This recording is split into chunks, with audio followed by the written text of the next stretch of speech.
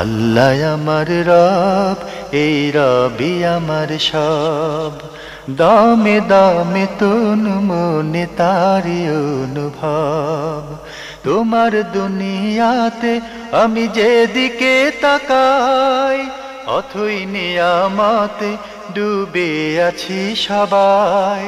পাক পাখালির গানে শুনি তসবি কলো রব, তসবি কলো রব। আল্লাহ আমার রব, এই রবি আমার সব। আসসালামু আলাইকুম। আলহামদুলিল্লাহ, আসসালাতু ওয়াসসালামু আলা রাসূলিল্লাহ। প্রিয় দর্শক, আপনারা যারা দেশে আছেন প্রবাসে, সবাইকে জানাই অনেক অনেক প্রীতি ও শুভেচ্ছা। শুরু হলো এনটিভি আয়োজিত এবং লাভ হলো নিবেদিত জুমাবারের লাইভ অনুষ্ঠান আপনার জিজ্ঞাসা। আপনাদের সাথে আছি আমি জয়নুল আবেদিন আজাদ। আর আপনাদের মনোজাগা প্রশ্নের জিজ্ঞাসার সরাসরি জবাব দিচ্ছেন বিশিষ্ট আলেম ডক্টর মোহাম্মদ সাইফুল্লাহ। আসসালামু আলাইকুম ওয়া রাহমাতুল্লাহি ওয়া বারাকাতুহু। প্রিয় দর্শক, আমাদের আজকের প্রাসঙ্গিক আলোচনার বিষয় ওয়াসিলা। চলুন তাহলে জিজ্ঞাসার আলোকিত ভুবনে আমরা প্রশ্ন নিচ্ছি। আসসালামু আলাইকুম, পরিচয় দিয়ে প্রশ্ন করুন। আসসালামু আলাইকুম। ওয়ালাইকুম আসসালাম। হুজুর, আমি বলতেছিলাম মোহাম্মদ ইকরামুল হক, জি, মামনডাঙ্গা গাইবান্ধা থেকে বলতেছিলাম। জি ভাইয়া বলুন। জি হুজুর, আপনারা ভালো আছেন হুজুর? না, আলহামদুলিল্লাহ। আমি একটা জিনিস জানতে চাই। আমি দুটো প্রশ্ন হুজুর। জি, হ্যাঁ, একটি প্রশ্ন হচ্ছে, সামনে তো মাহে রমজান আসতেছে, রমাদান। জি, হ্যাঁ, এই রমাদানের করণীয় কি কি, আমরা কি কি করণীয় করবো এবং উপকারিতা কি? করণীয় কি? আরেকটি প্রশ্ন কি? উপকারিতা। জি, উপকারিতা। ইতিকাফ। হ্যাঁ, উপকারিতা। করণীয় কি এবং উপকারিতা না? জি জি জি জি। ধন্যবাদ আপনাকে। দ্বিতীয় প্রশ্ন হচ্ছে, জি জি বলুন। দ্বিতীয় প্রশ্ন হচ্ছে, কোনো ব্যক্তি মারা যায়, এখন আমাদের এখানে কোনো ব্যক্তি যখন মারা যায় তখন অনেকে 40 করে এবং ফাতিহা করে। এটা কি হাদিস গ্রন্থে আছে? ধন্যবাদ আপনাকে। সামনে তো রমজান, তা আপনি বলছেন যে রমজানের করণীয় কি? এটা তো কোনো সুনির্দিষ্ট প্রশ্ন হলো না। এরপরে আবার আপনি এর সাথে যুক্ত করেছেন সিয়াম পালনের উপকারিতা কি? ধন্যবাদ, খুবই গুরুত্বপূর্ণ প্রশ্ন, কিন্তু প্রশ্নটা অনেক বড় প্রশ্ন হয়েছে। জাযাকুমুল্লাহ খায়ের। প্রথম কথা হচ্ছে, রমাদান মাসে আমাদের মৌলিক করণীয় হচ্ছে তিনটি।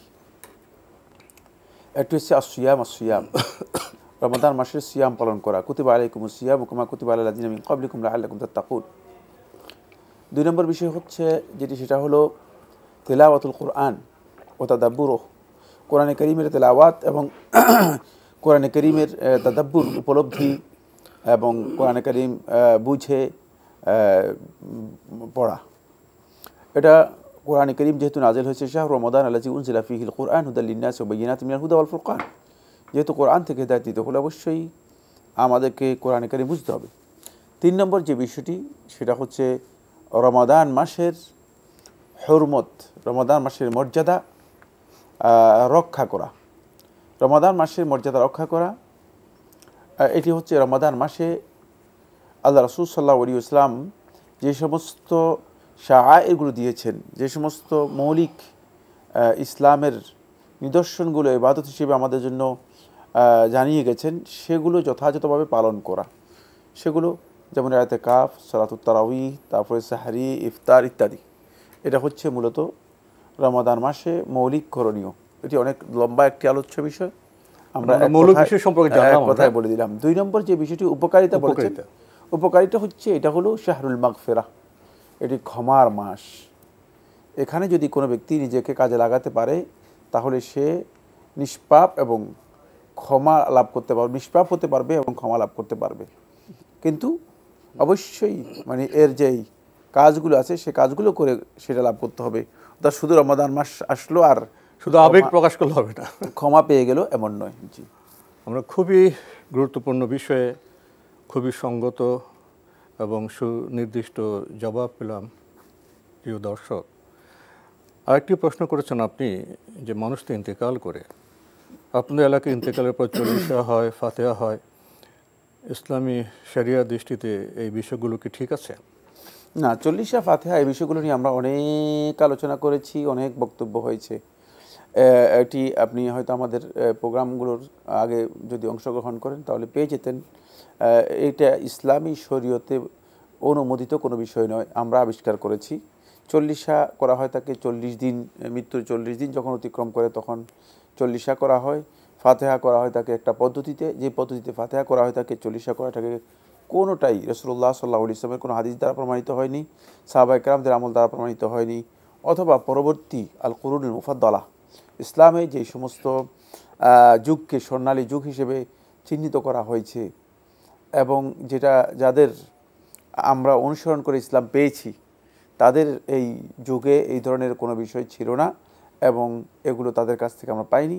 পরবর্তী যুগে লোকেরা এগুলো নতুন আবিষ্কার করেছে। আর নতুন আবিষ্কারের ব্যাপারে রাসূলুল্লাহ সাল্লাল্লাহু আলাইহি ওয়াসাল্লাম বলেছেন, মান আহদাসা ফি আমরিনা হাযা মা লাইসা মিনহু ফাহুয়া রাদ, যে আমাদের দ্বীনের মধ্যে নতুন কিছু আবিষ্কার করলো, নতুন কিছু আবিষ্কার করলো, লাইসা আলাইহি আমরুনা, যার উপর আমাদের অনুমোদন নেই, ফাহুয়া রাদ্দুন, সেটা প্রত্যাখ্যাত, সেটা ইসলামে গ্রহণযোগ্য নয়। সুতরাং এটি ইসলামে মোটেও গ্রহণযোগ্য নয়। এই কাজগুলো ইবাদত হিসেবে আল্লাহ তাআলার কাছে কোনো মর্যাদা পাবে না, বরং এটি হারাম গুনার কাজ হবে। প্রিয় দর্শক, আমরা খুবই স্পষ্টভাবে উপলব্ধি করলাম ইন্তেকালের পর আমরা যে চল্লিশা ফাতিহার যে প্রচলন করেছি এটা শরিয়া সম্মত নয়, নতুন সংযোজন। নতুন প্রশ্নে যাচ্ছি। আসসালামু আলাইকুম প্রিয় দর্শক, পরিচয় দিয়ে প্রশ্ন করুন।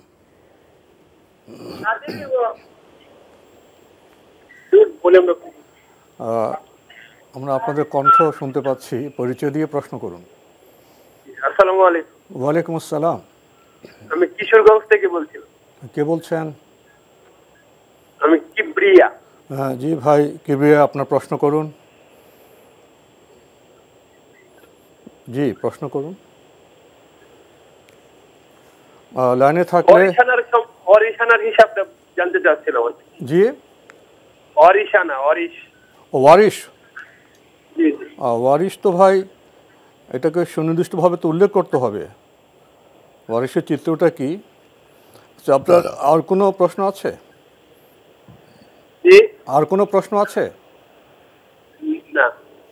তো আপনি কি ওয়ারিশ সম্পর্কে যে আপনি একাডেমিকভাবে জানতে চাচ্ছেন, কিন্তু এটা তো একটা সুনির্দিষ্ট বিষয়। আপনি ওয়ারিশে বিষয় জানতে হলে তো আপনাদের কিছু কথা বলতে হবে, তা তো আপনি বলেননি। কি বলবেন? কি জানতে চাচ্ছেন? প্রশ্ন কোথায়? প্রশ্ন ওয়ারিশটা একটা শিরোনাম, কিন্তু ওয়ারিশের এই শিরোনামে আপনি কি জানতে চাচ্ছেন? আপনার সুনির্দিষ্ট প্রশ্নটি কি? আপনার সুনির্দিষ্ট প্রশ্ন আছে? তিনি আসলে প্রশ্ন করতে পারেন, মানে প্রশ্নটা করার আগেই লাইন হয়ে গেছে, কেটে গেছে। লাইনে নেই বোধহয়। লাইনে নেই তো কি বলবেন? উনি তো শুধু একটি শিরোনাম। না রে, প্রশ্ন তো আমরা পাইনি। প্রশ্ন পাইনি, আমরা শিরোনাম পেয়েছি। নিজেরা তৈরি করে উত্তর দিব কোত্থেকে? জি ভাইয়া, আপনি আগামীতে প্রশ্ন সুনির্দিষ্ট করে লিখিত রূপ দিয়ে যদি পাঠ করেন আমাদের জন্য সুবিধা হবে। আমরা নতুন প্রশ্নে যাচ্ছি। আসসালামু আলাইকুম প্রিয় দর্শক, পরিচয় দিয়ে প্রশ্ন করুন। আমি বলছিলাম যে আমি পানসার থেকে বলছিলাম, আমার নাম টুটুল। জি। আমি বলছিলাম যে আকিকা, জি, যে আকিকাটা যেমন বাচ্চা, আমার ছোট মেয়ে 3 মাস হয়েছে আর কি, এটা কি আকিকা দিতেই হবে না কত দিব পরে দিলেও হবে, না না দিলেও চলবে এটা আর কি? আর বড় যাদের আকিকা হয়নি, বড় যারা ধরেন 15 বছর হয়ে গেছে, 40 বছর, 30 বছর, তাদেরকে দিতেই হবে, এইটা জানার জন্য আর কি। আপনার যে সন্তানদের 15 বছর 20 বছর হয়ে গেছে, তো এই যে দীর্ঘ সময়, এই সময়ে কি আপনি কারো কাছ থেকে জানতে চেয়েছেন আকিকার বিধানটা কি? আমি এটা জানতে চাইছিলাম, বলতে হ্যাঁ দিতে হবে। কেউ বলে যে না দিলেও হয়, মানে পুরানো হয়ে গেছে। আর আমার এখন 3 মাস হয়ে গেছে আর কি। জি জি, ধন্যবাদ। আপনাকে আমরা উপলব্ধি করেছি। তো উনি তো বললেন মেয়ে 3 মাস হয়েছে, তো আকিকা কি দিতেই হবে না পরদেরও চলবে? আগের যে ওনার সন্তানরা ছিল অনেক বড় হয়ে গেছে, তাদেরও আকিকা দেওয়া হয়নি। ধন্যবাদ এই ভাইকে, তিনি আকিকার ব্যাপারে প্রশ্ন করেছেন, যদিও টু লেট, অনেক দেরি করে প্রশ্ন করেছেন যে সন্তানদের আকিকা দিতে হবে কিনা। আকিকা দেওয়ার বিষয়ে আলেমদের মতপার্থক্য আছে। বিশুদ্ধ বক্তব্য হচ্ছে আকিকা দেওয়াটা সুন্নাতে মুআক্কাদা, অত্যন্ত গুরুত্বপূর্ণ সুন্নাহ। যেহেতু রাসূলুল্লাহ সাল্লাল্লাহু আলাইহি ওয়াসাল্লাম বলেছেন যে সন্তান আকিকার মধ্যেই মূলত আবদ্ধ থাকে, আকিকা দেওয়ার মাধ্যমে সে অবমুক্ত হয় অথবা নিরাপত্তা লাভ করে। সুতরাং এক্ষেত্রে স্পষ্ট বোঝা যাচ্ছে যেটা, সেটা হলো এই যে আকিকাটা অত্যন্ত গুরুত্বপূর্ণ একটি বিষয়, অত্যন্ত গুরুত্বপূর্ণ একটি বিষয়। আপনার মেয়ে 3 মাস হয়েছে, তার আকিকার দিন, যদি আপনার সামর্থ্য থাকে তাহলে আকিকা দেন। আকিকা দেওয়াটা সুন্নাতে মুআক্কাদা, অত্যন্ত গুরুত্বপূর্ণ। আর যাদের দিতে পারেনি তাদের আর না দিলেও কোনো অসুবিধা নেই, যেহেতু তাদের বয়স হয়ে গেছে 20 বছর, 25 বছর, 30 বছর বলছেন। যদি এমন হয়ে যায় তাহলে আকিকার সময় চলে যাওয়ার কারণে, এই আকিকা আদায় না করার কারণে সন্তানের একটি হক আপনি নষ্ট করেছেন, সন্তানের একটি হক আদায় করে, নিরাপত্তার মতো গুরুত্বপূর্ণ হক, অত্যন্ত গুরুত্বপূর্ণ হক, নিরাপত্তার একটি হক, সেটি আপনি নষ্ট করেছেন। সুতরাং এখন আদৌ কি দেওয়া হবে কিনা, বিশুদ্ধ বক্তব্য হচ্ছে না। এক্ষেত্রে আকিকা যদি তার নির্দিষ্ট যে সময় রয়েছে এই সময় অতিক্রম করে যায় তাহলে না দেওয়াটাই হচ্ছে সঙ্গত। কারণ এর জন্য সময় দেয়া আছে, আকিকার জন্য সময় দেওয়া আছে।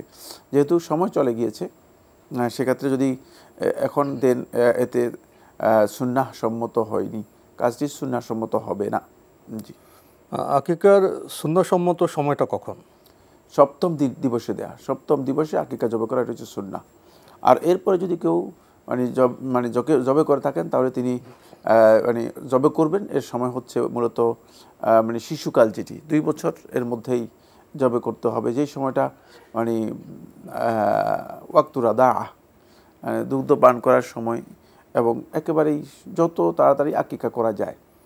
জি। প্রিয় দর্শক, আমরা জানলাম আপনার 3 মাসের যে শিশু মেয়ে, আপনি সামর্থ্য থাকলে তার আকিকা দিতে পারেন। আমরা নতুন প্রশ্নে যাচ্ছি। আসসালামু আলাইকুম। প্রিয় দর্শক, পরিচয় দিয়ে প্রশ্ন করুন। আসসালামু আলাইকুম। জি বলুন। হ্যালো, আমি নিউ ইয়র্ক থেকে বলছি। আমার একটা কোশ্চেন ছিল, আমরা তো সবাই জানি যার একটা শুধু কন্যা সন্তান থাকে, তার সম্পত্তির ওয়ারিশ হিসাবে অর্ধেক পায়, আর বাকি সম্পত্তি তার অন্য ভাই বোন অন্য ইয়ারা পায়, ওয়ারিশরা পায়। এখন আমার জানা বিষয় হলো, আমার একটা মেয়ে, আমার যে সোনার গহনা আছে, আমি যখন থাকবো না তখন আমার এই গয়নার অংশীদার কি আমার ভাই বোনরা পাবে? আর আমার ভাই বোনরা পালে তারা কতটুকু পাবে? আর এটা গয়না কি বাক করা হবে, না টাকা ওই গয়নার দাম ধরে টাকা দিয়ে দিলে হবে? এটা আমার একটু জানার ছিল, জানাইবেন। আর আমার মেয়ে কতটুকু পাইবে সোনার গয়না? আপনি কি আর কিছু জানবেন? না না, প্রশ্ন স্পষ্ট হয়েছে? জি জি, ধন্যবাদ আপনাকে, আপনার প্রশ্ন স্পষ্ট হয়েছে। জি। তিনি বলেছেন যে তার মৃত্যুর পরে তার স্বর্ণের যেই গয়না রয়েছে, এতে কি ওয়ারিশ যারা আছে, এক মেয়ে আছে, বাকি ভাই বোনরা পাবে, ওয়ারিশরা এর মধ্যে অংশগ্রহণ করবে কিনা। একটি কথা ভালো করে আমরা জানা দরকার, যেটা সেটা হচ্ছে এই সম্পদ মূলত বন্টিত হয় মৃত্যুর পর। সুতরাং মৃত্যুর আগে এটি বন্টন করার কোনো পদ্ধতি ইসলামে নেই, এটি ইসলামী তরিকা নয়। তাই আপনি যে চিন্তা করেছেন এই চিন্তা এখন মোটেও বৈধ নয়। কারণ হলো, আমরা জানিই না যে কারা ওয়ারিশ হবে, সেটা আমাদের জানা নেই, আপনারও জানা নেই, কারো জানা নেই। একমাত্র আল্লাহ তাআলার ইলমের মধ্যে আছে, আল্লাহ রাব্বুল আলামিনই জানেন যে কে বা কারা ওয়ারিশ হবে। সুতরাং এটা এখন যদি আপনি নিজে ধরেন যে আমি মারা গিয়েছি, তারপরে আপনি বন্টন করেন, তাহলে ভুল বন্টন হবে। এটা একটি বিষয়, প্রথম বিষয় যেটা আমাদেরকে জানতে হবে। দ্বিতীয় নম্বর বিষয় হচ্ছে সেটা হলো, সম্পদ নিয়ে তো অস্থির না হয়, সম্পদ খরচ করার চেষ্টা করুন। সম্পদ যদি সন্তানদের জন্য রেখে যাওয়ার দরকার হয়, যতটুকু প্রয়োজন ততটুকু রেখে যাবেন, কিন্তু সম্পদ আল্লাহর রাস্তায় খরচ করুন, নিজের জন্য খরচ করুন, সন্তানদের জন্য খরচ করুন। সেক্ষেত্রে সন্তানরা যদি সম্পদের প্রয়োজন হয় সন্তানদেরকে সেটা দিতে পারেন, কিন্তু সম্পদ জমা করে রেখে গিয়ে মানে পরবর্তীতে এটি বন্টন কিভাবে হবে এ নিয়ে নিজে বিব্রতকর একটা অবস্থার মধ্যে থাকা অথবা অবস্থার মধ্যে পড়া অথবা সন্তানরাও বিব্রতকর অবস্থার মধ্যে পড়বে এমন একটা অবস্থা রেখে যাওয়া কোনোটাই মূলত খুব সুন্দর কাজ নয় এবং সঠিক কাজ নয়। সেক্ষেত্রে আমাদের খেয়াল রাখতে হবে যে আমি যে কাজটি করছি সে কাজটি সঠিক করছি কিনা, মানে আমার এই কাজটা সঠিক কিনা। আমি সম্পদ খরচ করার জন্য আমাকে উদ্বুদ্ধ করা হয়েছে। ইয়াসআলুনাকা মাযা ইউনফিকুন, আপনাকে লোকেরা এসে প্রশ্ন করবে, জানতে চাইবে মাযা ইউনফিকুন, তারা কি খরচ করবে। কুলিল আফু, আপনি বলে দিন তোমাদের প্রয়োজন ছাড়া আর বাকি সবটা খরচ করে ফেল। সুতরাং খরচ করার জন্য আমাদেরকে বলা হয়েছে। তো সেক্ষেত্রে আল্লাহর রাস্তায় খরচ করতে পারেন, নিজের জন্য খরচ করতে পারেন, সন্তানদের জন্য খরচ করতে পারেন, আত্মীয়দের জন্য খরচ করতে পারেন, সেটা চেষ্টা করুন, সেটা আপনার জন্য সবচেয়ে গুরুত্বপূর্ণ কাজ হবে। আর এক্ষেত্রে আমি জানি না মানে ওয়ারিশ কারা আছে, কারণ সন্তান এরপরে সন্তানের বাপ থাকলে সে বাপেও সেখানে মালিকানা হবে। তারপরে সন্তানের যদি আপনার বাপ থাকে তাহলে আপনার বাপও সেখানে মালিকানা লাভ হবে। হ্যাঁ, তারপরে ভাই বোন যদি থাকে, ভাই বোনরা যদি বাপ থাকে তাহলে হবে না। সুতরাং এখানে খুবই অনেকগুলো ক্রিটিক্যাল বিষয় রয়েছে। আমি মনে করে থাকি যে এই চিন্তা মাথার মধ্যে না আনাই ভালো। আপনি হয়তো মনে করছেন যে মানে আমার সম্পদটা অন্যরা পেয়ে যাচ্ছে না, আপনি সম্পদ আপনার খরচ করুন, বাকি যতটুকু আপনি রেখে যাবেন ততটুকু আপনার ওয়ারিশ যারা তারা নিয়ম অনুযায়ী পেয়ে যাবে। সেক্ষেত্রে স্বর্ণ অলঙ্কার হোক যেটাই হোক না কেন, স্থাবর অস্থাবর সমস্ত সম্পত্তির মধ্যে এই ওয়ারিশটা উত্তরাধিকার পাবে, ওয়ারিশটা সেখানে হক পাবে, কিন্তু সেটা মানে ওয়ারিশ যারা হবে তাদের মধ্যে বণ্টিত হবে। কিন্তু এখন বলতে পারবেন না, বা আমিও জানি না কারা ওয়ারিশ হবে, কারণ আপনার মৃত্যুর পরই ঠিক হবে কারা কারা জীবিত আছেন। এবং আরও জানলাম যে স্থাবর অস্থাবর উভয়বিধ সম্পদের উপরই আপনার ওয়ারিশদের হক থাকবে। আমরা নতুন প্রশ্নে যাচ্ছি। আসসালামু আলাইকুম প্রিয় দর্শক, পরিচয় দিয়ে প্রশ্ন করুন। হ্যালো, জি, আমার নাম রবিন, আমি পত্নীতলা থেকে বলতেছি। জি ভাইয়া বলুন। আমি একজন অমুসলিম, আমি সেলুনের কাজ করি। আমার প্রশ্ন হলো যে মাথাতে কালি করা যাবে কিনা, ধর্মীয়টা এটা কতটুকু প্রয়োজন আছে? কি মাথায় কালি করা যাবে কিনা, কলব অথবা কালি? কলব। আচ্ছা আচ্ছা, জি জি জি। আর কোনো প্রশ্ন আছে? যাবে কিনা আর কোনো প্রশ্ন আছে? জি, ধন্যবাদ আপনাকে। আপনি একজন মুসলিম, আমরা আপনাকে স্বাগত জানাই। আপনি ইসলামের বিধান জানার চেষ্টা করছেন। ইসলামের বিধান জানার মধ্যেই মুসলিম ভাইদের জীবনযাপনের সাফল্য নির্ভরশীল। আপনি আজকে সুনির্দিষ্ট প্রশ্ন করেছেন মাথায় কলব দেওয়া যাবে কিনা। হ্যাঁ, কলব কালি করা মাথায় জায়েজ না? জায়েজ না। সেক্ষেত্রে আপনি কালো যদি হয় কালো করতে পারবেন, কিন্তু আপনার কাজ হচ্ছে শুধুমাত্র কলব করা। কিন্তু কলব যদি কালো ব্যবহার করে যিনি ব্যবহার করবেন তার এটা জায়েজ কিনা এ নিয়ে আলেমদের মধ্যে দ্বিমত রয়েছে। বিশুদ্ধ বক্তব্য হচ্ছে তিনি কালোকে পরিহার করবেন, কিন্তু আপনার কাজ হচ্ছে শুধু কলব করা। আপনার তো আর মানে এখানে অন্য কিছুই না। আপনি একটা কাজ করতেছেন যে কাজটি ইসলামী শরীয়ত অনুমোদিত, মানে হয়তো কারো মানে সৌন্দর্য বর্ধনের জন্য কিছু কাজ, মানে একজন মানুষ নিজেও কলব ব্যবহার করতে পারবে এবং কাউকে কলব দেওয়ার কাজটা করতে পারবে। জি, সেক্ষেত্রে এই মাসআলার মধ্যে দ্বিমত আছে। সেটা হলো কালো কলব বা কালো জাতীয় রং ব্যবহার করা জায়েজ কিনা। আলেমদের মধ্যে ইখতিলাফ রয়েছে। বিশুদ্ধ বক্তব্য হচ্ছে পরিহার করা হচ্ছে উত্তম, এটা পরিহার করা হচ্ছে উত্তম। তাহলে অন্য রং তো করতে পারবেন। জি, আমরা জানলাম বিষয়টি সম্পর্কে। প্রিয় দর্শক, নতুন প্রশ্নে যাচ্ছি। আসসালামু আলাইকুম, পরিচয় দিয়ে প্রশ্ন করুন। আসসালামু আলাইকুম। ওয়ালাইকুম আসসালাম। জি, আমি যে প্রশ্ন করতে চাচ্ছি যে শাবান মাসে নির্দিষ্ট করে যে 3000 বার দরুদ শরীফ পড়লে নাকি নবী করিম সাল্লাল্লাহু আলাইহি সাল্লামের শাফায়াত লাভ করা যাবে, সেটা কি হাদিস দ্বারা সম্মত? আর কোনো প্রশ্ন আছে? আছে। আমরা যে ইয়াগুলা মানে শাওয়ালের যে 6টি রোজা রাখি, তো ভেঙে তো রাখি 2টা বা 3টা করে। তো আমি যদি মাঝখানে 13, 14, 15 রাখি, সেটা কি ওই আয়ামে বীজের রোজার সাথে কি আমার শাওয়ালের রোজাটা হয়ে যাবে? আরেকটা প্রশ্ন, ধন্যবাদ। তাড়াতাড়ি করুন। জি, এই যে ফজরের নামাজের পরে 100 বার এই যে এইটা কি পড়া যাবে, লা ইলাহা ইল্লাল্লাহুল মালিকুল হাক্কুল মুবিন, এটা কি হাদিসে আছে নাকি এমনিও পড়া যাবে? আমি একটু জানতে চাই। আর ধন্যবাদ আপনাকে, আপনি দুটি প্রশ্ন অতিরিক্ত করে ফেলেছেন।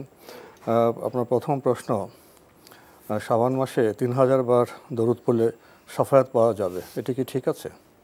শাবান মাসে 3000 বার দরুদ পড়লে নবী সাল্লাল্লাহু আলাইহি ওয়াসাল্লাম শাফায়াত পাওয়া যাবে না, এটি হাদিসের নামে জালিয়াতি, মিথ্যা কথা। এই ধরনের কোনো সহিহ হাদিস রাসূলুল্লাহ সাল্লাল্লাহু আলাইহি ওয়াসাল্লাম সাব্যস্ত হয়নি। শাবান মাস কেন্দ্রিক অনেকগুলো মিথ্যা হাদিস রয়েছে যেগুলো প্রচলিত আছে মানুষের কাছে। তার মধ্যে এই ধরনের বক্তব্য অনেকে উল্লেখ করেছেন, তবে এগুলো কোনোটাই সহিহ হাদিস নয়। জি। আরেকটি প্রশ্ন করেছেন, শাওয়ালের যে 6 রোজা, এটাকে ভেঙে ভেঙে রাখতে পারবেন? আর যদি 13, 14, 15 এখানে অন্তর্ভুক্ত হয় সেটাও কি হবে? শাবান মাসে যদি আপনি 6টি রোজা রাখেন তাহলে রাখতে পারেন, এটা রাখা সুন্নাহ। আর সেই 6 রোজা আপনি ভেঙে ভেঙেও রাখতে পারবেন। আর সেই 6 রোজার মধ্যে আপনি 13, 14, 15 এর সিয়ামও অন্তর্ভুক্ত করতে পারবেন। তাহলে আপনি শাবান মাসে সিয়াম হিসেবে নিয়ত করবেন এবং মাসের 3 দিন সিয়াম যেহেতু রাখছেন সেই ফজিলতটুকু আপনি পাবেন ইনশাআল্লাহ তাআলা। ওটা ওই ভাঙা রোজারও মানে সেই শাওয়ালের রোজাও হয়ে যাবে? শাবান, হ্যাঁ, নিয়ত করবেন তো শাওয়াল মাসের রোজা। জি। আরেকটি প্রশ্ন করেছেন, ফজর সালাতের পর 100 বার লা ইলাহা ইল্লাল্লাহ, এটা কি পড়া যাবে? ফজর সালাতের পরে 100 বার লা ইলাহা ইল্লাল্লাহুল মালিকুল হাক্কুল মুবিন যেটি বলেছেন সেটি সহিহ হাদিস দ্বারা সাব্যস্ত হয়নি। এগুলো অনেকগুলোই অতিরিক্ত কথা। তবে মানে লা ইলাহা ইল্লাল্লাহু ওয়াহদাহু লা শারীকা লাহুল মুলকু ওয়া লাহুল হামদু ওয়া হুয়া আলা কুল্লি শাইইন কাদির, এটি 100 বার পড়া মানে সকালবেলা অথবা সন্ধ্যাবেলায় সহিহ হাদিস দ্বারা সাব্যস্ত হয়েছে। আমাদের আজকের প্রাসঙ্গিক আলোচনার বিষয় ওয়াসিলা, গুরুত্বপূর্ণ বিষয়ে কিছু বলবেন? ধন্যবাদ আপনাকে। খুবই গুরুত্বপূর্ণ একটি বিষয়, সেটা হচ্ছে ওয়াসিলা। আমরা জানি যে ওয়াসিলা এই বিষয়টি আমাদের অনেকেরই পরিচিত একটি বিষয় এবং বেশিরভাগ ক্ষেত্রে আমরা ওয়াসিলা বলতে মনে করি সেটা হলো একটা মাধ্যম অবলম্বন করা, মাধ্যম গ্রহণ করা। আসলে ইসলামী শরীয়তে ওয়াসিলার অনেকগুলো অর্থ রয়েছে। কোরআনে কারিমে আল্লাহ সুবহানাহু ওয়া তাআলা ওয়াসিলা বলতে বুঝিয়েছেন যেই কাজের মাধ্যমে আল্লাহ তাআলার নৈকট্য লাভ করা যায়, আল কোরবা, মানে কোরবা, নৈকট্য লাভের কাজগুলোকে ওসিলা বলা হয়েছে। ওসিলাকে স্বভাবত আমাদের বাংলায় যেহেতু আমরা অনুবাদ করেছি মাধ্যম হিসেবে, সেক্ষেত্রে দোয়ায়ের ক্ষেত্রে আমরা মনে করি যে আল্লাহ রাব্বুল আলামিনের মাধ্যম দোয়া করার জন্য, আল্লাহ তাআলার কাছে দোয়া করার জন্য যে মাধ্যম অবলম্বন করা হয় সেটাকে অনেকে মনে করে থাকে ওসিলা। এখানে খুব ভালো করে একটি বিষয় আমাদের জানতে হবে, সেটা হলো এই আল্লাহ তাআলা আমাদেরকে দোয়া করতে বলেছেন।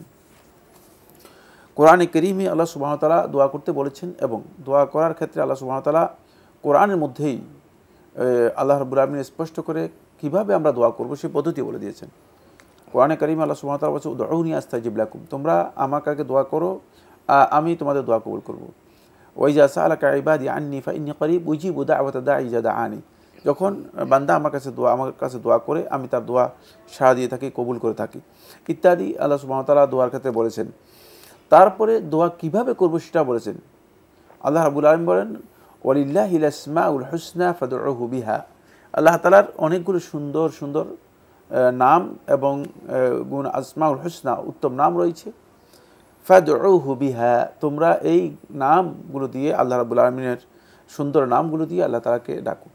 সুতরাং দোয়ার ক্ষেত্রে সর্বোত্তম আল আসলু ফি দুআ আদ-দুআ ইলাল্লাহ আও দোয়া উবি আসমা ইল্লাহিল হুসনা, সরাসরি আল্লাহর বান্দা আল্লাহ তাআলার কাছে দোয়া করবে অথবা আল্লাহর বান্দা আল্লাহ রাব্বুল আলামিনের কাছে আল্লাহ রাব্বুল আলামিনের উত্তম নামগুলো উল্লেখ করে দোয়া করবে। ফলে আমরা দেখতে পাই যে কোরআনে কারীমের মধ্যে আল্লাহ সুবহানাহু ওয়া তাআলা যেখানে দোয়া আমাদেরকে শিক্ষা দিয়েছেন সেখানে সাথে আল্লাহ রাব্বুল আলামিন আল্লাহ তাআলার সুন্দর নামগুলোর কথা উল্লেখ করেছেন, এবং সেগুলোর নাম দিয়েই দোয়া করেছেন। যেমন ইব্রাহিম আলাইহিস সালাম দোয়া দেখিয়া সেখানে সুন্দর নাম রয়েছে, ইউনুস আলাইহিস সালাম দোয়া করেছেন সেখানে সুন্দর আল্লাহ তাআলার নাম রয়েছে, আল্লাহ তাআলার প্রশংসা রয়েছে। সুতরাং দোয়ার ক্ষেত্রে এইটি খুবই গুরুত্বপূর্ণ বিষয়। এই যে ওসিলা, এই ওসিলা আমাদের সমাজে এটা মাধ্যম হিসেবে আসার কারণে অনেকেই এই ওসিলাকে তারা ভিন্ন খাতে ব্যবহার করে ওসিলার একটা ভ্রান্ত বা ত্রুটিপূর্ণ একটা ব্যাখ্যায় চলে গিয়েছেন। আর এই কারণেই দেখা যাচ্ছে যে মানে ওসিলা এর কারণে কখনো কখনো মানুষ শিরকের দিকে অথবা বেদাতের দিকে চলে যাচ্ছে। আবার ওসিলা এটি একটা গুরুত্বপূর্ণ বিষয়, যে ওসিলা এর মাধ্যমে আল্লাহ সুবহানাহু ওয়া তাআলা আমাদেরকে দোয়াও করতে বলেছেন। তাহলে এখন আমরা জানবো যে এর দুইটি মানে প্রকার রয়েছে। একটা প্রকার হচ্ছে যেটি বৈধ, শরিয়া সম্মত, শরিয়া অনুমোদিত ওসিলা, আর একটা হচ্ছে যেটা গর্হিত, নিষিদ্ধ, হারাম ওসিলা। মানে দেখা যাচ্ছে ওসিলার এই দুটি অনেক বিভ্রান্তি আছে। জি, মানে অনেক বিভ্রান্তি রয়েছে এবং অনেকেই সেটাকে এমন পর্যায়ে নিয়ে গিয়েছে যে যখন ওসিলার কথা এসেছে তখন তারা হারামভাবে এগুলো নিয়ে গিয়েছে। হারাম ওসিলা নিয়ে আমরা আজকের আলোচনার মধ্যে আনবো না, আমরা শুধুমাত্র আজকে বৈধ ওসিলাগুলো নিয়ে কথা বলবো। বৈধ ওসিলাগুলো কয়েক প্রকার রয়েছে। এর প্রথম প্রকার হচ্ছে আল্লাহ রাব্বুল আলামিনের উত্তম ও সুন্দর নামগুলো দিয়ে ওসিলা করা। এটা আমরা কোরআনে কারীমের মধ্যে দেখেছি। রাসূলুল্লাহ সাল্লাল্লাহু আলাইহি ওয়াসাল্লাম এভাবে দোয়া শিক্ষা দিয়েছেন, ইয়া মুকাল্লিবাল কুলুব সাব্বিত কলবি আলা দীনিক। রাসূলুল্লাহ সাল্লাল্লাহু আলাইহি ওয়াসাল্লাম আমাদেরকে শিক্ষা দিয়েছেন এই দোয়া, এবং এইভাবেই রাসূলুল্লাহ সাল্লাল্লাহু আলাইহি ওয়াসাল্লাম দোয়া করতেন। আল্লাহ রাব্বুল আলামিনের সুন্দর নামগুলো দিয়ে আল্লাহ তাআলার কাছে দোয়া করেছেন। দ্বিতীয় প্রকার হচ্ছে ওসিলা হচ্ছে আল্লাহ তাআলার ইবাদত এবং নেক আমলের মাধ্যমে আল্লাহ তাআলার কাছে দোয়া করা। ইবাদত এবং নেক আমলের মাধ্যমে আল্লাহ তাআলার কাছে দোয়া করা, কারণ ইবাদতগুলো আল্লাহ তাআলার জন্য। তো এই ইবাদতগুলো যেহেতু আল্লাহর জন্য, সুতরাং এই ইবাদতগুলোকে কোনো ব্যক্তি যদি নিজের জন্য ইবাদতের মাধ্যমে ওসিলা করে আল্লাহ তাআলার কাছে দোয়া করেন, সেটাও করতে পারেন যে আল্লাহ তাআলা আমি এই ভালো কাজটি করেছি, ভালো কাজের ওসিলা আমাকে ক্ষমা করুন ইত্যাদি। এটাও আমরা দেখতে পাই যে সালাফদের আমল এবং হাদিস দ্বারা সুস্পষ্টভাবে প্রমাণিত হয়েছে। 3 নম্বর যেটি, সেটা হলো সৎকর্মশীল জীবিত ব্যক্তির দোয়ার মাধ্যমে ওসিলা করা। কোনো একজন ব্যক্তির কাছ দোয়া, যে আপনি দোয়া করেন, অথবা বলা যায় আমার জন্য দোয়া করেন আপনি, তো দোয়া চাওয়া, দোয়া তার কাছে দোয়া চাওয়া মানে তার কাছে দোয়া করার জন্য বলা, দোয়া করার জন্য বলা, তাকে মাধ্যম হিসেবে গ্রহণ না করা, না তাকে মাধ্যম হিসেবে দোয়া করতে বলা, তাকে মাধ্যম হিসেবে গ্রহণ করা, তাকে দোয়া করতে বলা। তো তার দোয়ার মাধ্যমে ওসিলা করা যায়, তার মাধ্যমে নয়, বা তাকে মাধ্যম হিসেবে গ্রহণ করে না, তার দোয়া করবেন। এখানে এই ভ্রান্তিটা তৈরি হয়েছে আমাদের মধ্যে, যে অনেকেই মানে তার কাছে দোয়া চাওয়াটাকেই মনে করতেছেন যে ওসিলা করা। না, তার কাছে দোয়া চাওয়া হচ্ছে শিরক, ওসিলা নয়। এখানে যেটা বৈধ সেটা হচ্ছে তার কাছে দোয়া করতে বলা, যে আপনি আমার জন্য দোয়া করেন, আপনি দোয়া করেন, অথবা আমার জন্য আপনি দোয়া করেন, মানে তার কাছে দোয়া চাওয়া। আর তাও এর জন্য শর্ত রয়েছে দুটি। 1 নম্বর শর্ত হচ্ছে ওই লোকটা সত্যিকার সৎকর্মশীল হতে হবে, প্রতারক অথবা ভাউতাবাজ মানে এই ধরনের লোক হলে চলবে না, অথবা লেবাসদারি হলে চলবে না, বেদাতি হলে চলবে না। 2 নম্বর হচ্ছে যেটা, সেটা হলো আল্লাহ হিয়া, জীবিত হতে হবে, মৃত ব্যক্তির কাছে মানে বলার কোনো সুযোগ নেই। কিন্তু আমাদের সমাজে আমরা দেখতে পাই যে কবরে গিয়ে মৃত ব্যক্তির কাছে বলছে যে আমার জন্য দোয়া করেন অথবা আমাকে এটা দেন। সুতরাং পুরোটাই কিন্তু উল্টা। সেটা ওই যে শিরকি যেই ওসিলা রয়েছে সে বিষয়ে যখন আলোচনা হবে তখন ইনশাআল্লাহ আমরা বলবো। এরপরে 4 নম্বর যে পয়েন্টটি ওসিলার বৈধ ওসিলা, সেটা হচ্ছে নবী সাল্লাল্লাহু আলাইহি ওয়াসাল্লাম ভালোবাসা দিয়ে দোয়া করা। খুব ভালো করে খেয়াল রাখতে, একটা হচ্ছে নবী সাল্লাল্লাহু আলাইহি ওয়াসাল্লাম ভালোবাসা, এটি ইবাদত, এবং নবী সাল্লাল্লাহু আলাইহি ওয়াসাল্লাম ভালোবাসা আমাদের ঈমানের সাথে জড়িত। নবী সাল্লাল্লাহু আলাইহি ওয়াসাল্লাম ভালোবাসা, আল্লাহর ভালোবাসা, এটি ঈমানের অংশ, এটা ঈমান। সুতরাং নবী সাল্লাল্লাহু আলাইহি ওয়াসাল্লাম ভালোবাসা দিয়ে যদি কেউ দোয়া করে থাকে তাহলে সে ব্যক্তি দোয়া করতে পারবে। কিন্তু নবী সাল্লাল্লাহু আলাইহি ওয়াসাল্লাম এর ওসিলা করা, এটি পুরো উল্টা দিক, এটি বেদাতি একটি ওসিলা। নবী সাল্লাল্লাহু আলাইহি ওয়াসাল্লাম ওসিলা করতে নবী সাল্লাল্লাহু আলাইহি ওয়াসাল্লাম বলেন নাই, এবং নবী সাল্লাল্লাহু আলাইহি ওয়াসাল্লামের কোনো দোয়ার মধ্যে এটা প্রমাণিত হয়নি। এবং এমনকি সাহাবায়ে কেরাম কেউ নবী সাল্লাল্লাহু আলাইহি ওয়াসাল্লামের ওসিলা করে দোয়া করেছেন এমন কিছু বর্ণিত হয়নি। সুতরাং এখানে নবী সাল্লাল্লাহু আলাইহি ওয়াসাল্লাম ভালোবাসাকে যদি কেউ দোয়া ওসিলা হিসেবে গ্রহণ করে, এটি বৈধ। 4র্থ প্রকার। এখানে বোধহয় একটু আমাদের সমাজে ব্যাপক বিভ্রান্তি আছে, যদি একটু ভাষা দিয়ে বলতেন আমরা নবী সাল্লাল্লাহু আলাইহি ওয়াসাল্লামকে কিভাবে ওসিলা করব। নবী সাল্লাল্লাহু আলাইহি ওয়াসাল্লাম ওসিলা করা জায়েজ নেই। নবী সাল্লাল্লাহু আলাইহি ওয়াসাল্লাম যে আল্লাহ তাআলার কাছে ওসিলা করে যে আল্লাহ আপনার হাবিব সাল্লাল্লাহু আলাইহি ওয়াসাল্লামের ভালোবাসায় আমি যে ভালোবাসি, এর উসিলা আপনি আমাকে ক্ষমা করুন। তাহলে নবী সাল্লাল্লাহু আলাইহি ওয়াসাল্লামকে যে ভালোবাসি, এই ভালোবাসাকে উসিলা করে, ভালোবাসাটাই হবে উসিলা। আর এখানে এই কথা না যে নবী সাল্লাল্লাহু আলাইহি ওয়াসাল্লামের উসিলা আমাদের ক্ষমা করে দিন, না, নবী সাল্লাল্লাহু আলাইহি ওয়াসাল্লামের ভালোবাসা, আমি ভালোবাসি, সে ভালোবাসার উসিলা, ভালোবাসা উসিলায়, এবং এটি নবী সাল্লাল্লাহু আলাইহি ওয়াসাল্লামের ভালোবাসা, ইবাদত এবং ঈমানের অংশ, খেয়াল রাখতে হবে। এই জায়গায় অনেক বড় ধরনের মিস্টেক হয়ে গিয়েছে, যেটা হলো অনেকে মনে করে যে নবী সাল্লাল্লাহু আলাইহি ওয়াসাল্লামকেই ওসিলা করতে পারবে, আমরা শিরকের দিকে চলে যাই, এবং সেটা আমাদেরকে অন্যদিকে নিয়ে যাচ্ছে, ফলে এটা বিভ্রান্তির কারণ হচ্ছে। 5 নম্বর যে পয়েন্টটি, সেটা হলো নবী কোরআন তিলাওয়াতের ওসিলা করা। কোরআন তিলাওয়াত এটি ইবাদত, এবং ইবাদতের গুরুত্বপূর্ণ ইবাদত, বিশেষ ইবাদত, যেহেতু আল্লাহর কালাম, আল্লাহ রাব্বুল আলামিনের কালাম। যদি কোনো ব্যক্তি আল্লাহ তাআলার কালাম তিলাওয়াতের ওসিলা করে, যে আমি কোরআন তিলাওয়াতের ওসিলা করে দোয়া করছি, তাহলে তার দোয়া সামনে আরো জানার চেষ্টা করব। আমরা এখন প্রশ্নে যাচ্ছি। আসসালামু আলাইকুম প্রিয় দর্শক, পরিচয় দিয়ে প্রশ্ন করুন। লাইনে আছেন? জি, লাইনে আছি। আপনার পরিচয় দিয়ে প্রশ্ন করুন। আসসালামু আলাইকুম। ওয়ালাইকুম আসসালাম।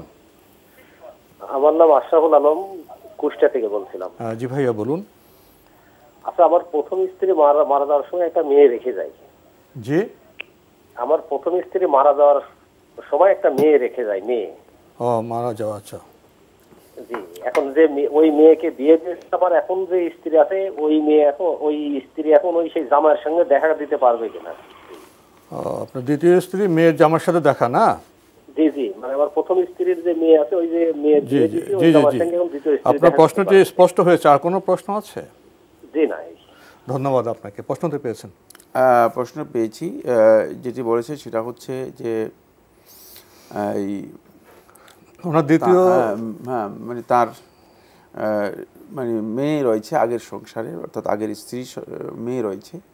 এখন যেই স্ত্রী রয়েছে সেই স্ত্রীর যে যদি মেয়েকে বিয়ে দেওয়া হয়, মেয়ের যে স্বামী হবে স্বামীর সাথে আদৌ কি সে সাক্ষাৎ দিতে পারবে কিনা, মানে স্বামী তার জন্য মাহরাম হবে কিনা?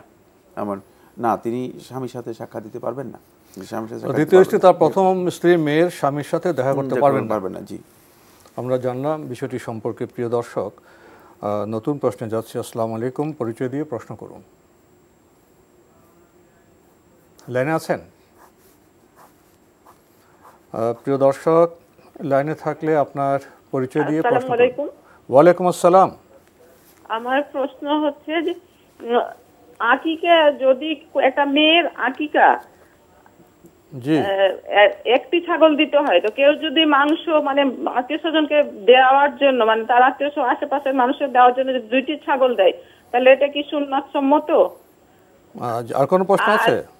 আরেকটা প্রশ্ন হচ্ছে যে মেয়েদের যে সাদা সাপ ভাঙে, এটা বারবার ভাঙতে থাকে। এখন আমি যখন নামাজ পড়বো তখন মানে কতবার মানে চেঞ্জ করবো, আবার ধুবো, মানে করবো, আবার কিংবা নামাজের সময় যদি ভেঙে যায় তাহলে কি আমার নামাজ বাদ দিয়ে আবার কাপড় চেঞ্জ করবো, আবার ওযু করে আসবো, না এটার বিধান কি? বারবার স্রাব হয় না? জি। এটা কি কোনো অসুস্থতা? এখন এটা আমি বলতে পারবো না। ধন্যবাদ আপনাকে। আপনার প্রশ্ন আমরা পেয়েছি। আপনি খুবই সুন্দর দুটি প্রশ্ন করেছেন, গুরুত্বপূর্ণ প্রশ্ন করেছেন। আপনি জেনেছেন যে মেয়েদের আকিকা একটি ছাগল দিলে হয়। তো আপনার আত্মীয় স্বজন বেশি, পাড়া প্রতিবেশী আছেন, যদি আপনি 2টি ছাগল দেন, এটা কি ঠিক হবে, সুন্নাহসম্মত হবে? এমন প্রশ্ন। ধন্যবাদ আপনাকে, খুবই গুরুত্বপূর্ণ প্রশ্ন করেছেন। সুন্নাহ হচ্ছে একটি ছাগল জবে করা, এর মাধ্যমে আকিকা হয়ে যাবে।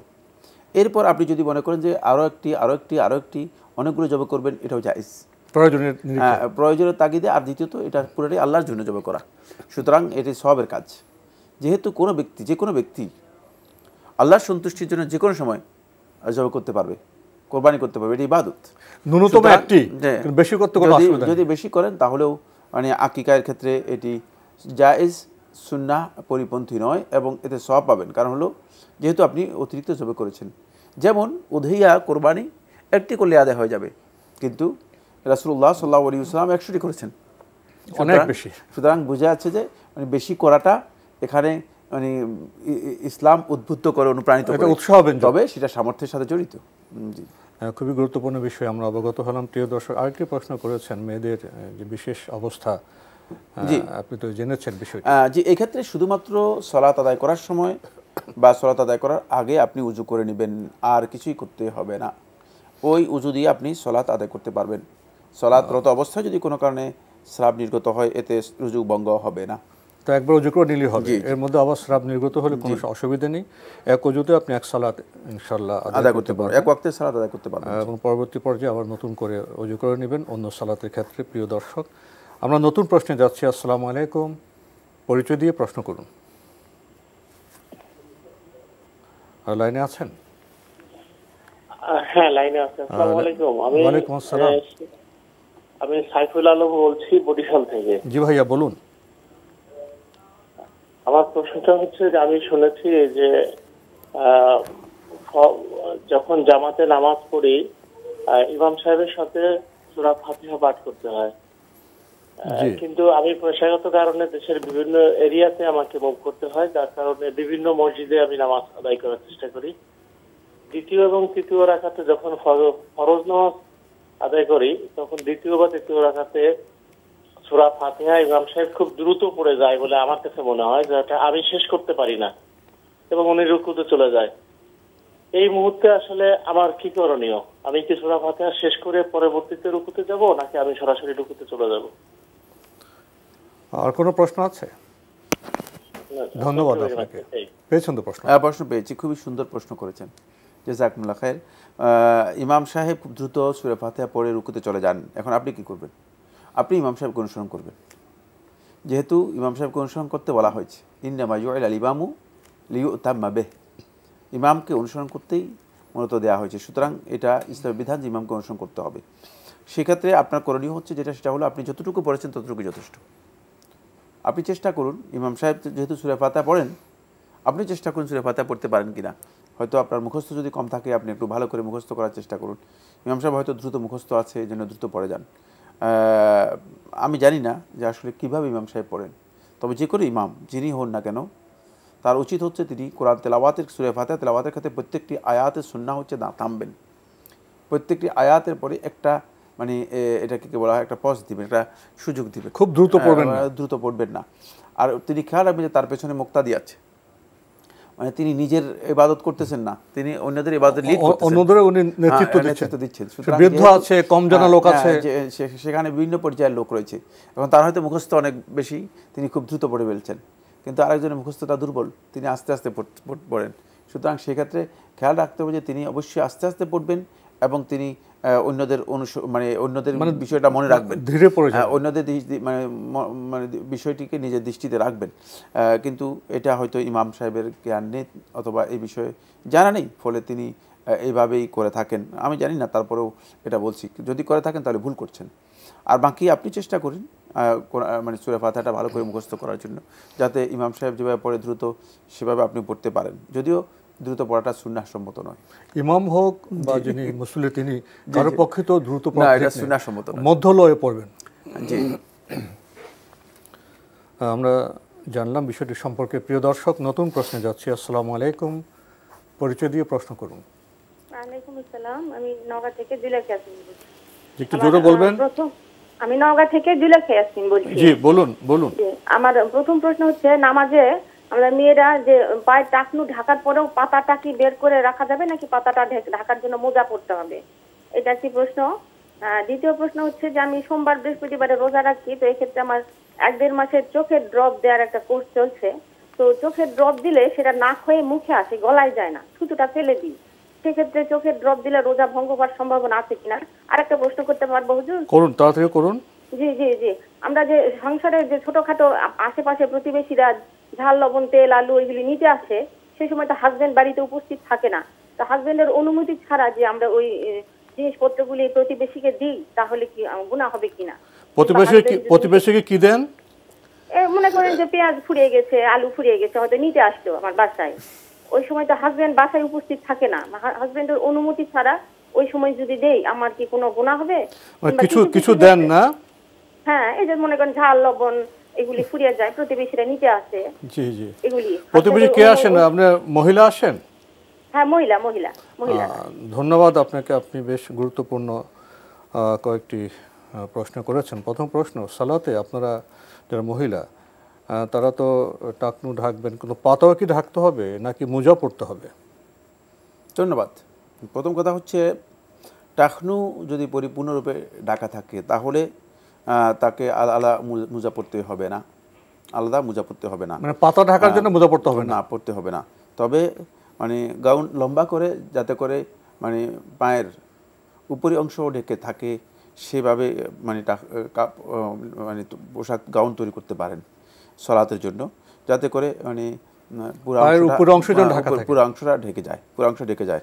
তবে এর জন্য আলাদা মোজা পড়তে হবে না, এতে সালাত হয়ে যাবে, এটা বিশুদ্ধ বক্তব্য। আরেকটি প্রশ্ন করেছেন, উনি রোজা রাখেন, চোখে ড্রপ দিতে হয়, তো এর একটা স্বাদ তো মুখে অনেক সময় চলে আসে, এতে কি রোজা ভঙ্গ হবে? না, এতে রোজা নষ্ট হবে না। স্বাদ মুখে আসলে রোজা নষ্ট হবে না, কিন্তু চোখের ড্রপ ব্যবহার করা অথবা নাকের ড্রপ ব্যবহার করা, এটি যদি রমাদান রেখে মানে সিয়াম রেখে যদি কেউ তিনি পরিহার করতে পারেন, উত্তম। কিন্তু যদি প্রয়োজন দেন, এতে রোজা ভঙ্গ হবে না। প্রয়োজন হলে এটি তার জন্য জায়েজ রয়েছে, এতে সিয়াম নষ্ট হবে না। আমরা খুবই গুরুত্বপূর্ণ বিষয় অবগত হলাম। আরেকটি প্রশ্ন করেছেন, স্বামী যখন বাসায় থাকেন না তখন প্রতিবেশী মহিলা এসে যদি প্রয়োজনীয় কিছু লবণ মরিচ এগুলি চান, সেটা কি উনি দিতে পারবেন? এদিকে কোনো অসুবিধা নেই। ফিকহের মূল কায়দা বরং তো না দিলে সতর্কতা আছে। হ্যাঁ, ফিকহের মূল কায়দা হচ্ছে সেটা হলো আল মাযুন উরফান কাল মাযুন শারআন। যে ব্যক্তিকে মানে প্রচলনের দিক থেকে যে সমস্ত বিষয়ে তাকে বৈধ অনুমোদন দেওয়া আছে সেখানে আর মানে আলাদা অনুমোদন নেওয়ার কোনো প্রয়োজন নেই। এটা মানুষের কাছে প্রচলিত একটি বিষয়, মানে খুঁটিনাটি বিষয়ে লবণ, তারপরে পেঁয়াজ, মরিচ ইত্যাদি নিত্য প্রয়োজনীয় যে বিষয়গুলো চান, প্রতিবেশীরা অনেক সময় সংকট হলে একটু চান, আপনিও চাইবেন, তো সেক্ষেত্রে সহযোগিতা করা এটি জায়েজ। এর জন্য আলাদা মানে স্বামীর কাছে বা আরও সংশ্লিষ্ট কাছে অনুমতি চাওয়ার কোনো প্রয়োজন নেই। প্রিয় দর্শক, আমরা জানলাম এই প্রতিবেশী সহযোগিতা করবেন, এতে কোনো আশঙ্কা বা কোনো গুনার বিষয় নেই। আমরা নতুন প্রশ্নে যাচ্ছি। আসসালামু আলাইকুম প্রিয় দর্শক, পরিচয় দিয়ে প্রশ্ন করুন। ওয়ালাইকুম আসসালাম, আমি রাজশাহী থেকে সুলতানা বলতেছি। জি বলুন। আমার প্রশ্ন হচ্ছে, সামনে তো শাবান মাস আসতেছে হুজুর, তো শাবান মাসে আমি একটি বইয়ে পড়ছি যে আমাদের রাসূল সাল্লাল্লাহু আলাইহি সাল্লাম শাবান মাসে বেশি বেশি সিয়াম পালন করছে। তো আসলে এই মাসে আমরা পুরা মাসটাই কি সিয়াম পালন করতে পারবো, না একদিন পর বা সপ্তাহে 2টা পালন করি তারপরে আপনার তাদের 3টা করি, তার আর কিছু কি বেশি করতে পারবো সিয়াম পালন? এ সম্পর্কে একটু বলবেন। আর দ্বিতীয় প্রশ্ন হচ্ছে যে এই যে আপনার রাত্রে শেষ রাতে যে নফল ইবাদতে নামাজে আমরা কোরআন তেলাওয়াত করি নামাজের সূরা, তো আগে বড় শেষের সূরাগুলো আগে যদি পড়ি আর তেলাওয়াত বাড়ানোর জন্য আরো কিছু হয়তো ছোট ছোট মুখস্থ আছে প্রথমের দিকে, কোরআনের প্রথমের দিকে সূরা, সেগুলো যদি আবার লাস্টে তেলাওয়াত করি, এটা কি সুন্নাতের খিলাফ হচ্ছে? এই সম্পর্কে একটু বলবেন। ধন্যবাদ, আপনি খুবই গুরুত্বপূর্ণ প্রশ্ন করেছেন। আপনি জেনেছেন যে শাবান মাসে রাসূল সাল্লাল্লাহু আলাইহি ওয়াসাল্লাম বেশি বেশি সিয়াম রাখতেন। তো আপনারা বেশি বেশি সিয়াম কিভাবে অনুসরণ করবেন, কতদিন রাখতে পারবেন? ধন্যবাদ, খুবই গুরুত্বপূর্ণ বিষয়। শাবান মাসে নবী সাল্লাল্লাহু আলাইহি ওয়াসাল্লাম অধিক পরিমাণে সিয়াম পালন করেছেন, এই রিওয়ায়াত সহিহ হাদিস দ্বারা সাব্যস্ত হয়েছে, এই ধরনের বর্ণনা এসেছে। এই ক্ষেত্রে যদি আপনি নিয়মিত সোম এবং বৃহস্পতিবারের সিয়াম পালন করেন আর মাসের যেই আইয়ামুল বীজের 3 দিন সিয়াম আছে সেটি সিয়াম পালন করে থাকেন, এতে আপনার সুন্নাহ আদায় হয়ে যাবে। এরপরে যদি আপনি মনে করেন যে 2-1টি সিয়াম পালন করবেন, তাহলে আপনি 2-1টি সিয়াম পালন করতে পারেন। আপনার জন্য 2-1টি সিয়াম পালন করা সুন্নাহ সম্মত হবে। তবে পরিপূর্ণ শাবান মাস সিয়াম পালন করাটা সুন্নাহ সম্মত হবে না। পুরো শাবান মাস সিয়াম পালন করবেন না। পরিপূর্ণ মানে একেবারে প্রথম থেকে আরম্ভ করে শেষ পর্যন্ত পরিপূর্ণ সিয়াম পালন করাটা সুন্নাহ সম্মত নয়। এটি সমস্ত আহলুত তাহকিক, আহলুল হাদিসের বক্তব্য, এটাই বিশুদ্ধ বক্তব্য। নবী সাল্লাল্লাহু আলাইহি ওয়াসাল্লাম অধিক সিয়াম পালন করেছেন, এমন বেশি সিয়াম পালন করেছেন যে মনে হচ্ছে যেন প্রায়, আর সেখানে অনেকগুলো বিষয় এই হাদিসের মধ্যে আলেমদের বক্তব্য রয়েছে, কারণ নবী সাল্লাল্লাহু আলাইহি ওয়াসাল্লাম সেভাবে করেছেন, অনেক কথা আছে, অনেক বক্তব্য রয়েছে। তবে কোনো সন্দেহ নেই শাবান মাসে অধিক সিয়াম পালন করা এটি সুন্নাহ সম্মত। চমৎকার বিষয়। রমজান আসছে, শাবান মাস তো প্রায় এসে গেল। আমরা জানতে চাচ্ছি ইবাদত সম্পর্কে সহি, এটা উপলব্ধি করি যে আমাদের মধ্যে দিনের সহি শরীয়ত সম্পর্কে জানা যে আগ্রহ, এর কল্যাণ আল্লাহ আমাদেরকে দিন। আপনি আরেকটি প্রশ্ন করেছেন যে শেষ রাতে যে নফল ইবাদত করেন, সালাত আদায় করেন, দীর্ঘ তেলাওয়াত করতে চান, এটা কিভাবে করবেন? ছোট বড় জানা যে সূরাগুলো আছে, উনি সালাতটা দীর্ঘ করতে চান, তেলাওয়াত কিভাবে করবেন?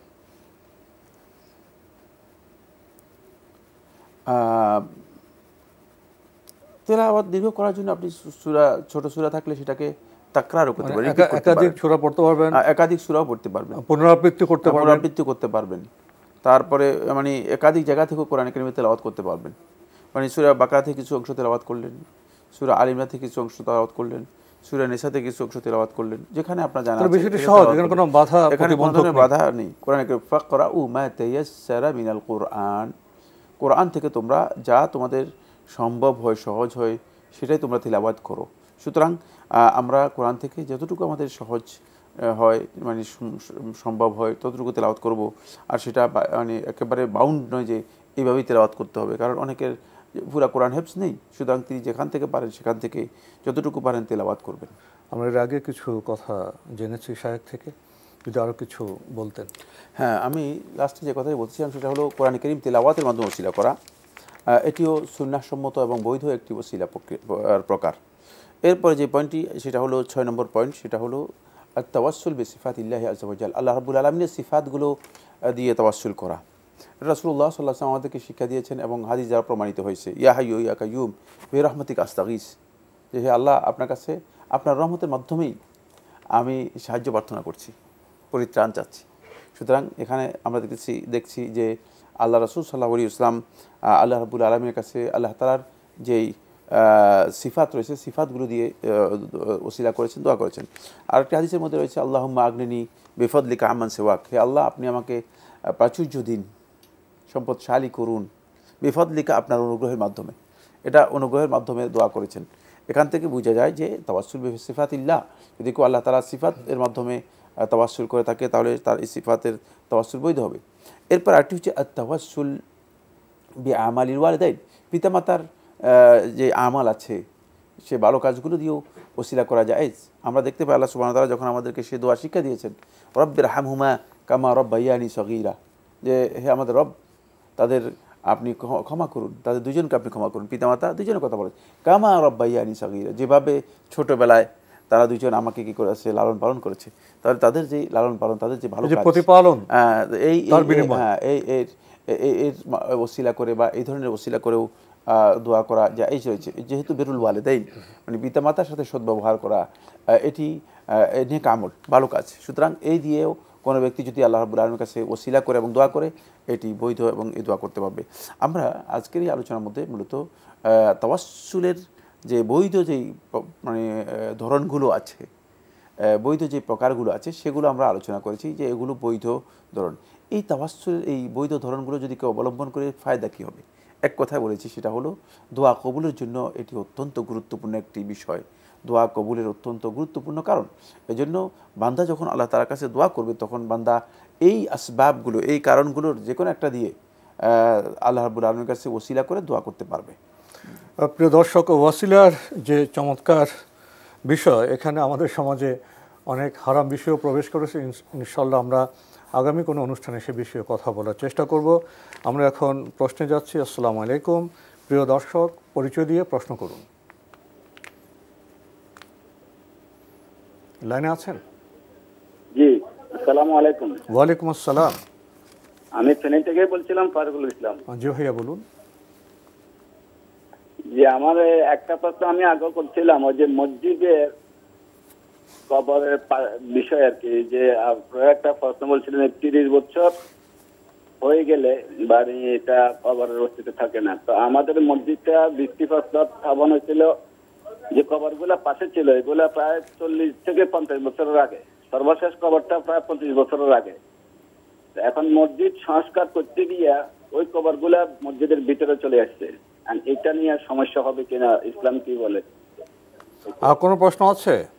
জি না, জি না, জি না। আমরা তো এই বিষয়ে তো বহুবার আমরা জবাব দিয়েছি। আপনি এখানে 30 বছরের একটি প্রসঙ্গ এনেছেন, আমার তো ঠিক মনে পড়ছে না এই বিষয়ে আমরা কথা বলেছি কিনা। আপনি বলছেন যে সেই কবরগুলো 40-50 বছর হয়ে গেছে এবং মসজিদের সম্প্রসারণ কাজে সেই কবরগুলো মসজিদের অন্তর্ভুক্ত হয়ে গেছে, এখন কি হবে? এই ভাইয়ের প্রশ্ন উত্তর আমি দিয়েছি, স্পষ্ট আমার খেয়াল আছে। তারপরেও যেহেতু আবার প্রশ্ন করেছেন আমরা উত্তর দিচ্ছি। তবে খেয়াল রাখবেন যে একই প্রশ্ন বারবার করা এটাও কিন্তু আমাদের সময় এবং আপনারও মূল্যবান সময় নষ্ট এবং অন্যান্য ভাইদেরও সময় নষ্ট। প্রথম কথা হচ্ছে যেটি, সেটা হলো 30 বছরের কোনো বক্তব্য আমরা দেইনি। দ্বিতীয় নম্বর কথা হচ্ছে যেটি, সেটা হলো যে যদি ওই পুরাতন কবরগুলোর কোনো চিহ্ন অবশিষ্ট না থাকে, কোনো ধরনের চিহ্ন অবশিষ্ট না থাকে, তাহলে এটাকে সমান করে দিয়ে এখানে মসজিদ নির্মাণ করতে কোনো ধরনের বাধা নেই, কোনো ধরনের বাধা নেই, করতে পারবেন। তৃতীয় নম্বর যে বিষয়টি, সেটা হলো যদি পুরাতন কবরগুলোর চিহ্ন অবশিষ্ট থাকে তাহলে মসজিদ করার আগে ওই কবরগুলো ওপেন করতে হবে, খুলতে হবে। হ্যাঁ, ওপেন করতে হবে, খুলতে হবে। খুলে কবরে যদি মানে মাইয়েতের হাড্ডি অথবা কিছু অবশিষ্ট অংশ থেকে যায়, এগুলো সবগুলো একসাথ করে কবরের স্থানে অন্যত্র স্থানান্তর করে সেটাকে সেখানে পুঁতে রাখতে হবে, সেখানে দাফন করতে হবে। এই ক্ষেত্রে মানে কবরগুলো যদি কবরের চিহ্ন অবশিষ্ট থাকে তাহলে সেক্ষেত্রে আপনি অবশ্যই কবরগুলো খুলে দেখবেন, সেখানে যদি লাশ পাওয়া যায় তাহলে সেই লাশকে কবরস্থান নিতে হবে, কবরস্থানে আবার কবরস্থ করতে হবে। আর যদি লাশ পাওয়া না যায়, মানে অবশিষ্ট কিছু অংশ পাওয়া যায়, মানে হাড্ডি টাড্ডি ইত্যাদি পাওয়া যায়, তাহলে সেক্ষেত্রে ওই যে অবশিষ্ট অংশটুকু পাওয়া যাবে সেটা একসাথ করে সম্মানের সাথে আবার মাটির নিচে অন্যত্র কবরস্থানে দাফন করে রেখে দেবেন। এটা আমরা বলেছি এবং এটাই হচ্ছে বিধান। সেক্ষেত্রে মসজিদে ওই কবরস্থানে ওই জায়গাটুকু যদি মসজিদ নির্মাণ করা হয় এতে কোনো ধরনের বাধা নেই, এটি ইসলামের শরীয়তে বৈধ, সহিহ বুখারী হাদিস দ্বারা প্রমাণিত হয়েছে। তো কবরের চিহ্ন বলতে আমরা কি বুঝবো? কবরের চিহ্ন পাওয়া না গেলে এখানে মানে ধারণা করা, এটা স্বাভাবিক। মানে একটা হচ্ছে ধারণা করা হচ্ছে যেখানে বহু আগে কবর দেওয়া হতো, এখন কোনো ধরনের কিছু কবর দেওয়া না, কবর দেওয়া হয় না, এখন কিছুই নাইও। মানে এটা জনশ্রুতি আছে যে কোনো এক সময় হয়তো কবর ছিল, কিছুই বোঝা যাচ্ছে না যে এখানে সব সমান হয়ে গিয়েছে, মানে আদৌ কবরের কোনো চিহ্ন এখানে নেই। আর একটা হচ্ছে কবরস্থান ডিফাইন করা আছে এবং চিহ্নিত আছে, কবর হিসেবে পরিচিত, কবর হিসেবে পরিচিত, তাহলে সেটা অবশ্যই খুঁড়তে হবে। খুঁড়তে হবে, খুঁড়ে যদি অবশিষ্ট অংশ পাওয়া যায় তাহলে সেটা অন্যত্র কবরস্থ করতে হবে, আর বাকি সমান করে সেখানে মসজিদ নির্মাণ করতে পারবেন। আর বিধান না জানার কারণে যদি কবর খোঁড়া না হয়, বিধান না জানার কারণে যদি সেখানে মসজিদ নির্মিত হয়ে যায়, তাহলে কি করবেন? না, এতে কোনো অসুবিধা নেই, এতে কোনো অসুবিধা নেই। যদি না জানা থাকে তাহলে মসজিদ যদি নির্মাণ করা হয়ে যায় এতে সালাত হয়ে যাবে, এটা কবরস্থান আর হিসেবে বিবেচিত হবে না। জি, আমরা জানলাম বিষয়টি সম্পর্কে। প্রিয় দর্শক, নতুন প্রশ্নে যাচ্ছে। আসসালামু আলাইকুম, পরিচয় দিয়ে প্রশ্ন করুন। আসসালামু আলাইকুম। ওয়ালাইকুম আসসালাম। আমার একটা প্রশ্ন ছিল। জি ভাইয়া, কে বলছেন? বিবাহের ব্যাপারে। কে বলছেন, কোত্থেকে বলছেন? আমি বগুড়া থেকে। আমাদের একটা বিবাহ হয়েছে, তো মানে সেটা ওই হঠাৎ করে মলমান্য হয়ে স্ত্রী তালাক দিচ্ছেন কোর্ট থেকে, কিন্তু আমাদের শরীয় ভিত্তিকটা সব কোর্টে আমাদের রিয়াতে বিয়ে হয়েছে। আপনি ভাই একটু স্পষ্ট বলুন, কি আপনি তালাকের কথা বলছেন? তালাক? হ্যাঁ, তালাক। তালাক কে দিয়েছেন, কাকে দিয়েছেন? স্ত্রী আমাকে দিয়েছে, কিন্তু স্ত্রীরা আপনাকে কিভাবে তালাক দিল? হ্যাঁ, মানে কোর্ট থেকে। কোর্ট থেকে? হ্যাঁ। আপনি কাগজপত্র পেয়েছেন? হ্যাঁ, কাগজটা পাইছি। আচ্ছা, এখন আপনার প্রশ্ন কি? প্রশ্ন, আমাদের কি বিবাহ কি বিচ্ছিন্ন হয়ে গেছে নাকি আছে? আচ্ছা, আর কোনো প্রশ্ন আছে? না না না, আপনি কিছু জানবেন? কোর্ট থেকে স্ত্রী ওনাকে তালাক দিয়েছেন, কাগজ পেয়েছেন? কোর্ট থেকে যদি তালাক দিয়ে থাকে তাহলে এটি অবশ্যই তালাক হবে, এবং সেক্ষেত্রে যদি আপনি সেটাকে কোর্টের নিয়ম অনুযায়ী এগ্রি করেন তাহলে তালাক হয়ে গিয়েছে। আপনি এটাই জানতে চেয়েছেন, কিন্তু এই বিষয়ে আরও বিস্তারিত যদি জানতে হয় তাহলে অবশ্যই লিখিত স্টেটমেন্ট দিয়ে তারপরে জানার চেষ্টা করবেন, কোনো একজন ভালো আলেমের কাছে গিয়ে জানার চেষ্টা করবেন।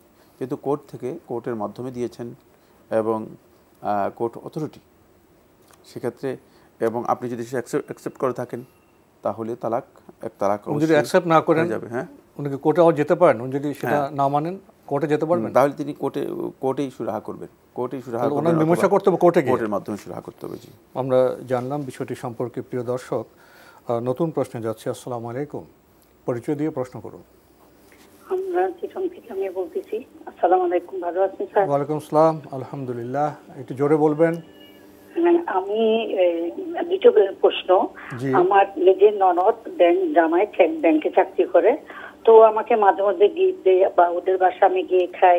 এটা অনেক থেকে শুনছি, অনেকের কাছ থেকে শুনেছি যে এটা খাওয়ার দোয়া কবুল হবে না, হারাম হবে। তো এটা কতটুকু গ্রহণযোগ্য আমাদের ইসলামে? কার দোয়া কবুল হবে না? ওই যে আমরা দোয়া করলে এটা দোয়া কবুল হবে না কি? আপনার আত্মীয় ব্যাংকে চাকরি করেন, আপনি গিফট দেন না? গিফট দেয় আমাকে মাঝে মধ্যে, ওটা ব্যবহার করে নামাজ পড়া যাবে কিনা? যে উনি কি সুদী ব্যাংকে কাজ করেন? ওই যে ইসলামিক ব্যাংক না, সাউথ ইস্ট ব্যাংকে চাকরি করতো, এখন করে না। ওই তো ওইটা আর কি। আপনার কি আর কোনো প্রশ্ন আছে? আরেকটা প্রশ্ন হচ্ছে, আমরা অনেক সময় মেহমান আসে, ঘরে মুরগি থাকে না, আমরা ওই মুরগি রাতে জবে করা যাবে কিনা, এটা গুনাহ হবে কিনা মুরগিটা জব করলে? জি, মেহমান কি মুরগি জবাই? জি জি জি, জবাই করা যাবে কিনা? আরেকটা প্রশ্ন স্যার, আমি যে বাসায় থাকি, এটা আমার নিজের বাসা, তো ওখানে হিন্দু ভাড়াটি আছে। এখন রাতে আমরা যখন 12টা বাজে তখন ছাদের থেকে ধূপ ধূপ শব্দ, এটার দ্বারা আমার ছেলে খুবই ভয় পায়, ঘুমাতে পারে না অনেক সময়। তো এটা আমরা কি করতে পারি, কি দোয়া করতে পারি এটার জন্য? রাত্র হলে এটা ধূপ ধূপ শব্দটা 12টার পর থেকে শুরু হয়, ছাদে মনে হয় ছাদে করতেছে, মনে হয় ওদের উপরে, কিন্তু না, এটা প্রতিদিনই হচ্ছে দিদি। এই জিনিসটা আমরা কি করতে পারি? ধন্যবাদ আপনাকে। কয়েকটি প্রশ্ন করেছেন। আপনার আত্মীয় ব্যাংকে চাকরি করেন, ইসলামী ব্যাংক নয়, অবশ্য গিফট দেন, উপহার দেন, সেটা যদি আপনি পরে সালাত আদায় করেন বা সে উপহার গ্রহণ করেন, তাহলে এমন প্রশ্ন জেগেছে যে দোয়া কবুল হবে না, এটা কি ঠিক আছে? না, দোয়া কবুল হবে না, বক্তব্য শুদ্ধ নয়। সেটি আপনাকে যে গিফট দিচ্ছেন সেই গিফট আপনি গ্রহণ করতে পারবেন, সেটা আপনি খাবার হলে খেতেও পারবেন, আর এতে আপনার দোয়া কবুল হবে না, কারণ আপনি তো কোনো হারাম ইনকাম করেননি। যদি কাপড় টাপড় সে কাপড় পরে হারাম কাজ করতে পারবেন, আপনার এখানে জড়িত নয়, সুতরাং আপনার সাথে কোনো হারামের সম্পৃক্ততা নেই, তাই এটা আপনার জন্য বৈধ, আপনার জন্য হারাম কিছুই না। কিন্তু এক্ষেত্রে উত্তম যেটা সেটা হচ্ছে আপনি যদি এগুলো বর্জন করতে পারেন ভালো আপনার জন্য, এটা সর্বোচ্চ গ্রেড, এটা হলো আল ওয়ারায়ের সর্বোচ্চ গ্রেড। পরহেজগারির সর্বোচ্চ গ্রেড হচ্ছে যেটা, সেটা হলো এগুলোকে বর্জন করা। কিন্তু দোয়া কবুল হবে না, অথবা দোয়া করা যাবে না, অথবা হাদিয়া নেওয়া যাবে না, এই বক্তব্যগুলো মানে শরিয়া সম্মত নয়। আরেকটি প্রশ্ন করেছেন, মেহমান আসলে আমি যতটা বুঝতে পেরেছি যে মুরগি জবাই করা যাবে কিনা। হ্যাঁ, রাতে বলেছেন রাতে মুরগি জবাই করা যাবে কিনা। জি, আমি রাতে করতে পারবেন, অসুবিধা নেই। এটি একটা দিন রাতের উপর নির্ভরশীল নয়, রাতের উপর নির্ভরশীল নয়। জি, এটা কুসংস্কার আমাদের সমাজের মধ্যে প্রচলিত আছে। আর যেহেতু আগেকার সময় আসলে রাতে অন্ধকার ছিল, রাতে আলোর কোনো ব্যবস্থা ছিল না, রাতে জবাই করতে গেলে আসলে জবাইটা ঠিক মতো হলো কিনা এই একটা সীমাবদ্ধতার কারণে ব্যবস্থাপনা, সেই জন্য কোথাও কোথাও কিছু সংখ্যক আলেম এই চিন্তা বলেছেন যে রাতে করা মাকরুহ। বুঝতে পেরেছেন? কেন অপছন্দনীয়? অপছন্দনীয় এই জন্য বলেছেন যেহেতু রাত্রে কিছু দেখা যায় না, অন্ধকারের মধ্যে যদি জবাই করতে যান, আসলে জবাইটা ঠিক মতো হলো কিনা, বিপদ হতে পারে, মানে সুন্নাহ সম্মত শরঈ জবাইটা হয়েছে কিনা এই ক্ষেত্রে সন্দেহ থাকতে পারে, এই কারণে। কিন্তু এই বিষয়টিও মূলত সঠিক নয়, এই বিষয়টিও মূলত সঠিক নয়। আর যাই হোক, বাকি এখন রাত আর দিনের মধ্যে কোনো পার্থক্য নেই, রাত যেমন দিনও তেমন, রাতেও মানুষ কাজ করে, দিনেও মানুষ কাজ করে। এখন রাত এবং দিন সমান হয়ে গিয়েছে, সুতরাং এই মাসালা মোটেও প্রযোজ্য নয়। আর রাত্রে জবাই করা এটি মাকরুহ বা অপছন্দনীয় বক্তব্য সঠিক নয়। একটি প্রশ্ন করেছেন, ওনাদের কিছু হিন্দু ভাড়াটি আছেন, উনি এভাবে বললেন যে রাত 12টার পরে ডুকডুক ডুকডুক আওয়াজ হয়, এতে শিশুরা ভয় পেয়ে যায়, এখন কি করবেন, কি দোয়া করবেন? প্রথম কথা হচ্ছে, প্রশ্নটা বাড়িটির সাথে সম্পৃক্ত করেছেন কেন আমি জানি না, বাড়িটির সাথে এই বিষয়টি সম্পৃক্ত নয়। মানে বাড়িটিয়া যদি তিনি এখানে বাসায় তার ব্যক্তিগত কোনো আমল করে থাকেন, সেটা হয়তো ভিন্ন বিষয়, সেটা তাকে দৃষ্টি আকর্ষণ করা যেতে পারে। যদি আপনাদের ডিস্টার্ব হয়, আপনাদের যদি ডিস্টার্ব হয়, দৃষ্টি আকর্ষণ করতে পারেন। রাত 12টার পরে হিন্দু কেন, হিন্দু মুসলিম বৌদ্ধ খ্রিস্টান যিনি এমন কোনো আওয়াজ করেন, আপনাদের শিশুদের ঘুমে ব্যাঘাত করেন, এটা তো নাগরিক হিসেবে একটি অন্যায়, একটা অপরাধ। আর দ্বিতীয় নম্বর যেটা বলেছেন যে রাত 12টার পরে এই ধরনের ডুকডুক আওয়াজ শোনা যায়, এবং সেটা আপনি চিহ্নিত করুন যে কেন।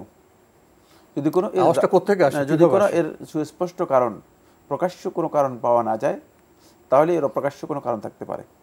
তাহলে সেক্ষেত্রে আপনি সূরাতুল বাকারা বেশি বেশি করে তেলাওয়াত করবেন, আর কোরআনে কারীমের আয়াতুল কুরসি এবং সূরা বাকারার শেষ 2 আয়াত সবসময় তেলাওয়াত করবেন, বাসায় সবসময় বাসায় তেলাওয়াত করবেন। যদি প্রকাশ্য কোনো কারণ চিহ্নিত করতে না পারেন, তাহলে অপ্রকাশ্য কারণ হলে, তাহলে হতে পারে যে অপ্রকাশ্য কোনো মানে কিছু এর মধ্যে কাজ করতে পারে, থাকতেও পারে, অন্য প্রাণী তো এই জগতে আছে। হ্যাঁ, কারণ এখানে অন্য প্রাণী, অন্য সৃষ্টি রয়েছে, প্রাণী নয়, এরা সৃষ্টি রয়েছে, জিনরা রয়েছে, তাদেরই আরও অনুসারী মানে শয়তান যারা আছে এরা রয়েছে। সুতরাং সেক্ষেত্রে আপনি অবশ্যই সূরা বাকারা ঘরে তেলাওয়াত করবেন বেশি বেশি করে, এবং প্রতিদিন আয়াতুল কুরসি এবং সূরা বাকারার শেষ 2 আয়াত রেগুলার তেলাওয়াত করবেন। আশা করি ইনশাআল্লাহ তাআলা এতে হয়তো দূর হবে। আমরা অন্য কোনো কারণ থাকলে, অদৃশ্য কোনো কারণ থাকলে সেটা চলে যাবে ইনশাআল্লাহ। আমরা একেবারে অনুষ্ঠানের শেষের দিকে, প্রিয় দর্শক, আরেকজন আমাদের দর্শক অনেকক্ষণ ধরে অপেক্ষা করছেন। আমরা একটি প্রশ্ন নিয়ে ইনশাআল্লাহ আজকের অনুষ্ঠানের প্রশ্ন নেওয়া শেষ করব। আসসালামু আলাইকুম প্রিয় দর্শক, পরিচয় দিয়ে প্রশ্ন করুন। জি, আসসালামু আলাইকুম। ওয়ালাইকুম আসসালাম। আমি চট্টগ্রাম থেকে বলতেছিলাম। জি বলুন। জি হুজুর, আমার প্রশ্ন হলো যে আমার হাজবেন্ড একজন হাজি, উনি হজ করে আসছেন, কিন্তু কারণে অকারণে যদি আমাদের মাঝে একটু কথা কাটাকাটি হয় তাহলে দেখা যায় উনি আমাকে বলে ওনার বিছানায় শোয়া মানে ওই ঘরেই ঢোকা যাবে না। তো এটার জন্য কি আমি গুনাহগার হব যদি আমি ঘরে না যাই এবং বিছানায় না যাই? আমি কি দায়ী হয়ে যাব? আর ধন্যবাদ আপনাকে। আমরা শেষের দিকে আর বিস্তারিত জানতে পারলাম না। আপনার স্বামী হাজী সাহেব, আপনি বলছেন যে কথা কাটাকাটি হলে উনি খুব রাগ করেন, ঘরে ঢোকা যাবে না, বিছানায় আসা যাবে না। এই ওনার এই আচরণের জন্য কি ওনার স্ত্রী গুনাহগার হবেন? যদি আপনার কোনো অন্যায় না থাকে, যা আপনার কোনো বিষয়ে সংশ্লিষ্ট না থাকে এর সাথে, তাহলে তিনি যে কাজটি করছেন এটা সঠিক নয়। এর জন্য তিনি গুনাহগার হবেন, আপনি কেন গুনাহগার হবেন? তিনি যদি অন্যায়ভাবে আপনার উপর চাপ সৃষ্টি করেন, অথবা আমি জানি না, কারণ আমরা তো এই বিষয়ে এখন ওই ধরনের ফয়সালা দিতে পারবো না। আমরা তো ওখানে কোর্ট বসে, গুনাহ তো কাজের উপর নির্ভর করে, এটা হলো প্রশ্নোত্তরের আসর, এটা কোর্ট নয় যে এখানে বিচারের বিষয় আছে। সুতরাং এক্ষেত্রে মানে যদি আপনি এর সাথে কোনো সংশ্লিষ্ট কোনো দায় আপনার না থাকে তাহলে আপনি গুনাহগার হবেন না ইনশাআল্লাহ। কিন্তু তার কাজটাই সঠিক হবে না। তিনি যে কাজটা করছেন সে কাজটা মোটেও সঠিক নয়। হাজী সাহেব হজ করে আসছেন, অবশ্যই সম্মানিত ব্যক্তি। সেক্ষেত্রে মানে হজের মর্যাদাটুকু যদি তিনি সংরক্ষণ করেন তাহলে তিনি এমন কোনো আচরণ করা উচিত নয় যে আচরণের কারণে পরস্পরের মধ্যে একটা মানে ভুল বুঝাবুঝি অথবা খারাপ অবস্থা তৈরি হতে পারে। আমি জানি না মানে সেক্ষেত্রে আসলে কার দায় বেশি রয়েছে সেটা আপনারাই ভালো বুঝবেন। তবে আপনি যদি এর কারণ হয়ে থাকেন, দায় যদি আপনার থাকে, তাহলে আপনি কিছু গুনাহগার হবেন অবশ্যই, কোনো সন্দেহ নেই। আমরা সময়ের একেবারে শেষ প্রান্তে, তবে ইসলাম তো আমাদের কোমল আচরণেই উদ্বুদ্ধ করে, সেদিকে আমরা দৃষ্টি আকর্ষণ করলাম।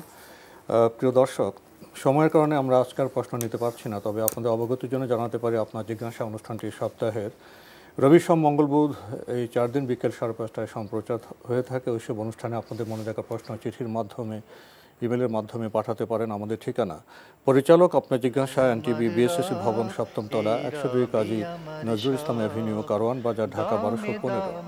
ইমেল অ্যাড্রেস আপনার জিজ্ঞাসা @ntvbd.com। এনটিভি অনলাইনেও আপনারা আমাদের অনুষ্ঠান দেখতে পারবেন, ভিজিট করুন www.ntvbd.com। এছাড়া ইউটিউবে এবং ভেরিফাইড ফেসবুক পেজেও আপনারা আমাদের অনুষ্ঠান দেখতে পারবেন। সবশেষে রয়েছে গ্রন্থ পরিচিতি। আমাদের আজকের গ্রন্থের নাম দোয়া, জিকির, ওয়াসিলাহ, শাফায়াত, গুরুত্ব, পদ্ধতি ও শর্ত। লিখেছেন ডক্টর মোহাম্মদ ইমাম হুসাইন।